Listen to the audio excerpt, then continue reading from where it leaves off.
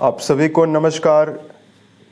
दोस्तों, मेष राशि वाले जातकों का इस चैनल पे स्वागत। इस वीडियो में हम आपको बताने वाले हैं ज्योतिष शास्त्र में मायावी ग्रह का दर्जा प्राप्त केतु देव अपना नक्षत्र परिवर्तन करने वाले हैं, तो इसका मेष राशि वाले जातकों के जीवन में कैसा प्रभाव पड़ने वाला है। तो देखिए, 20 जुलाई 2025 को मायावी ग्रह केतु पूर्वा फाल्गुनी नक्षत्र में गोचर करने वाले हैं और आने वाले 29 मार्च 2025 तक केतु शुक्र देव के नक्षत्र में और सिंह राशि में गोचर करने वाले हैं। केतु देव का यह नक्षत्र परिवर्तन मेष राशि वाले जातकों के जीवन में किन मामलों में बड़े बदलाव और बड़ी खुशखबरी को देने का काम करेगा और किन मामलों में मेष राशि वाले जातकों को सावधानी पूर्वक चलने की आवश्यकता भी जीवन में रहने वाली है।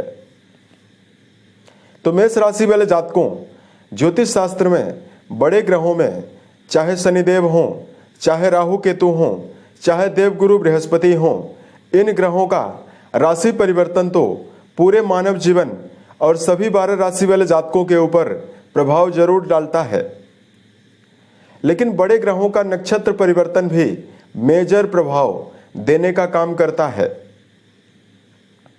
अब देखिए, आने वाले 8 महीनों के लिए केतु देव अपने परम मित्र शुक्र देव के नक्षत्र में प्रभावी रहेंगे, तो क्या परिणाम देने वाले हैं। सबसे पहले हम आपको यह बता देना चाहते हैं कि ज्योतिष शास्त्र में राहु केतु का कैसा महत्व है। देखिए, राहु केतु की जो उत्पत्ति हुई है, पौराणिक मान्यता के अनुसार इन दोनों ग्रहों की उत्पत्ति समुद्र मंथन के समय हुई है। राहु केतु दोनों ही ग्रह मायावी ग्रह माने जाते हैं, जिसमें दोनों ग्रहों के पास अभूतपूर्व एनर्जी है। ये ग्रह स्वतंत्र रूप से किसी भी राशि के स्वामी तो नहीं माने जाते, लेकिन कुंडली में इनकी मौजूदगी और इनका जो इम्पैक्ट है वो पूरे मानव जीवन को विशेष प्रभावित करने में और विशेष परिणाम देने में तत्पर होता है। जिस प्रकार राहु देव का संबंध भोग विलास, भौतिकता, लग्जरी, नाम सम्मान से जुड़ा हुआ है, ठीक उसी प्रकार केतु देव का जो संबंध है मोक्ष, वैराग्य, रिसर्च, दर्शन शास्त्र, वहीं केतु अगर प्रभावी अवस्था में विराजित हो तो व्यक्ति को विशेष एकाग्र बनाते हैं। कुंडली में केतु देव का अगर शुभ प्रभाव हो तो व्यक्ति के जीवन में बल की कमी नहीं होती है, यानी ऐसा व्यक्ति अपने जीवन में असीमित ऊर्जा शक्ति के साथ किसी भी क्षेत्र में कार्य करने के लिए और किसी भी क्षेत्र में नाम कमाने के लिए तत्पर होता है। बलवान केतु के प्रभाव से नाम, शोहरत, सफलता, व्यक्ति को आध्यात्मिक ऊंचाई और शिक्षा के मामले में बड़ी सफलता देखने के लिए मिलती है। केतु देव के शुभ होने पर मानसिक ऊर्जा और किसी भी प्रकार के योजना को बनाकर उस पर कार्य करने की एक अभूतपूर्व ऊर्जा व्यक्ति के अंदर देखने के लिए मिलती है। लेकिन देखिए, कुंडली में केतु देव अगर अशुभ अवस्था में विराजित हों तो कुछ गुप्त समस्याओं को भी देने का काम करते हैं। केतु के अशुभ प्रभाव से व्यक्ति के अंदर शरीर में कोढ़ यानी त्वचा जनित बीमारियां देखने के लिए मिलती है। खुजली, फोड़े फुंसी की समस्या, जिगर से जुड़ी हुई बीमारी, मानसिक रूप से अवसाद का सामना केतु के अशुभ होने पर करना पड़ता है। राहु केतु जब भी कुंडली में अशुभ प्रभाव देते हैं तो व्यक्ति को बड़े बड़े लॉस यानी बड़े बड़े नुकसान का सामना भी चाहे रिश्तों के मामले में करना पड़े या व्यक्ति को फाइनेंशियल रूप से करना पड़ता है। अब आइए हम आपको बताते हैं मेष राशि वाले जातकों के जीवन में केतु कैसा प्रभाव देने वाले हैं। तो मेष राशि वाले जातकों, आपकी राशि में केतु देव 20 जुलाई 2025 को सिंह राशि में मौजूद होकर अपने परम मित्र शुक्र देव के नक्षत्र में यानी पूर्वा फाल्गुनी नक्षत्र में गोचर करने वाले हैं। बताई गई ये जानकारी जो है वो मेष राशि वाले जातकों के चंद्र राशि के ऊपर प्रभावी रहने वाली है, तो आप इसे इसी आधार पर देखें। अब देखिए, केतु देव आपकी राशि के त्रिकोण भाव में यानी पंचम भाव में लगातार मई के 14 तारीख से ही गोचर कर रहे हैं लेकिन जैसे ही 20 जुलाई 2025 को ये पूर्वा फाल्गुनी नक्षत्र में गोचर करेंगे तो आने वाले समय में 29 मार्च 2026 तक ये आपकी राशि के दूसरे घर के स्वामी, चूंकि शुक्रदेव आपके धन भाव के स्वामी माने जाते हैं और आपके वैवाहिक भाव के स्वामी माने जाते हैं, तो मेष राशि वाले जातकों, अब केतु महाराज आपके जीवन में शुक्रदेव के नक्षत्र में मौजूद होकर शुक्रदेव से जुड़े हुए भावों का भी परिणाम देने के लिए तत्पर रहने वाले हैं।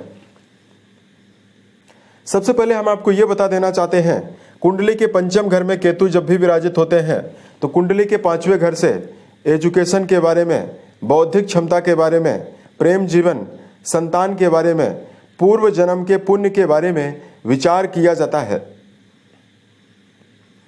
पंचम भाव में केतु की प्लेसमेंट बहुत ही शुभकारी मानी जाती है। अतः यहाँ पर विराजित होकर सबसे पहले 20 जुलाई के बाद मेष राशि वाले जातकों के जीवन में किसी भी कार्य को करने के लिए गहरी समझ और रचनात्मकता मेष राशि वाले जातकों को केतु देने वाले हैं। अगर आप किसी भी फील्ड में काम कर रहे हैं उसमें एक विशेष गहराई के साथ और एक विशेष क्रिएटिविटी के साथ मेष राशि वाले जातक काम करते हुए नजर आने वाले हैं। केतु देव वीनस यानी शुक्र के नक्षत्र में विराजित हैं। शुक्र को लग्जरी, भोग विलास, रचनात्मकता का कारक माना जाता है। अतः इस समयावधि में मेष राशि वाले जातकों के जीवन में करियर के मामले में इसका विशेष इम्पैक्ट पड़ने वाला है। अगर आप इस समयावधि में संगीत, साहित्य, गायन, वादन, नृत्य के क्षेत्र में जुड़ाव रखते हैं या जो मेष राशि वाले जातक इस समयावधि में कोई भी व्यापार कर रहे हैं, व्यापार के मामले में भी आपको बड़ी सफलता मिलने वाली है। रचनात्मक कार्यों को करने वाले जातकों को भी बड़ी सफलता मिलने वाली है। इस भाव में मौजूद केतु अपनी 5वीं दृष्टि आपके नवम घर में डालने वाले हैं, 7वीं दृष्टि आपके लाभ भाव में डालने वाले हैं और जो 9वीं दृष्टि रहने वाली है वो आपकी राशि के ऊपर पड़ने वाली है। अतः शुक्रदेव के नक्षत्र में विराजित रहने वाले हैं। तो जिन मेष राशि वाले जातकों के जीवन में धन की कमी की वजह से आपके जीवन में कोई अगर आप आयोजन करना चाहते हैं, कोई अगर कार्यक्रम यदि आप करना चाहते हैं, धार्मिक और मांगलिक कार्यों का आयोजन अगर धन की कमी की वजह से रुक रहा है तो आर्थिक उन्नति आपके जीवन में होने की संभावना भी दिखाई देने वाली है और आपके जीवन में बड़े बड़े घरेलू आयोजन होने की संभावना भी बन सकती है। केतु का संबंध कुंडली के नवम घर से बनने से धार्मिक यात्राएं लगातार मेष राशि वाले जातकों के जीवन में होने की संभावना दिखाई देने वाली है। केतुदेव इस समयावधि में आपके पंचम घर और आपके नवम घर दोनों पर पूर्ण रूपेण प्रभावी रहने वाले हैं। अतः जो मेष राशि वाले जातक इस समयावधि में शिक्षा के मामले में जुड़ाव रखते हैं और जो मेष राशि वाले जातक दर्शन शास्त्र, रिसर्च, अनुसंधान, पीएचडी जैसे पढ़ाई को कर रहे हैं या किसी भी प्रकार का ज्योतिष, तंत्र मंत्र या गूढ़ विद्या से जुड़ी हुई कोई पढ़ाई कर रहे हैं उसमें मेष राशि वाले जातकों को विशेष शुभ प्रभाव मिलने वाला है। अब देखिए केतु देव की जो शुभता रहने वाली है यह आपके जीवन में संतान पक्ष की उन्नति देने का काम भी मेष राशि वाले जातकों के जीवन में करने वाली है।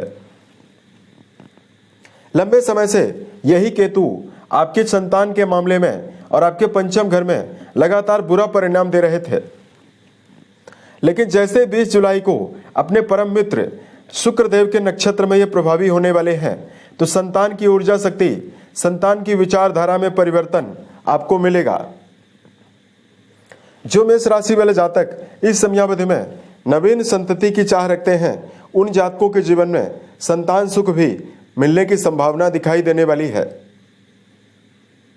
संतान के भविष्य को लेकर कोई बड़ा और मेजर परिवर्तन अगर आप करना चाहते हैं उसके लिए भी समय बेहतर रहने वाला है।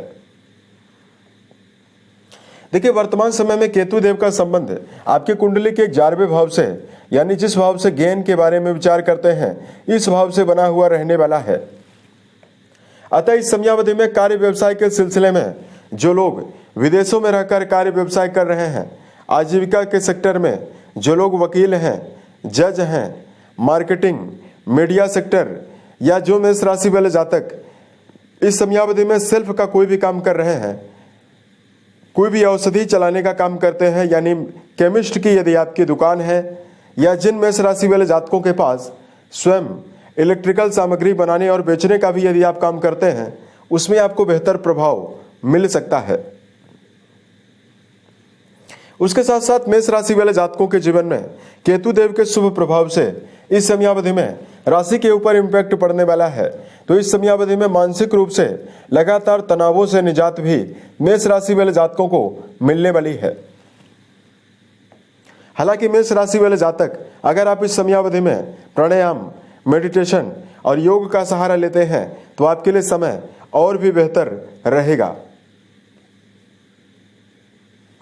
अब यदि आपके लिए धार्मिक उपायों की जानकारी दिया जाए, इस समयावधि में मेष राशि वाले जातकों को शुभ प्रभावों को अर्जित करने के लिए लगातार ओम गम गणपतये नमः नामक मंत्र का जप करना बेहतर परिणाम आपको देने वाला है। अगर आप मंगलवार के दिन किसी भी मंदिर में जाकर ध्वज बदलने का काम करते हैं या मंदिर में एक नवीन ध्वज फहराते हैं, इससे आपके जीवन में विशेष शुभता मिलने वाली है। केतु की शुभता के लिए लगातार मेष राशि वाले जातकों को कुत्ते को रोटी डालना या कुत्ते को यदि आप खाने पीने की कोई भी वस्तु दान करते हैं, देते हैं, खिलाने का काम करते हैं, तो मेष राशि वाले जातकों को विशेष शुभता मिलने वाली है। उम्मीद है ये जानकारी मेष राशि वाले जातकों को बेहतर लगी। यदि आप आने वाले समय में अन्य वीडियोज को देखना चाहते हैं, इस चैनल को सब्सक्राइब जरूर करें। ओम नमः शिवाय।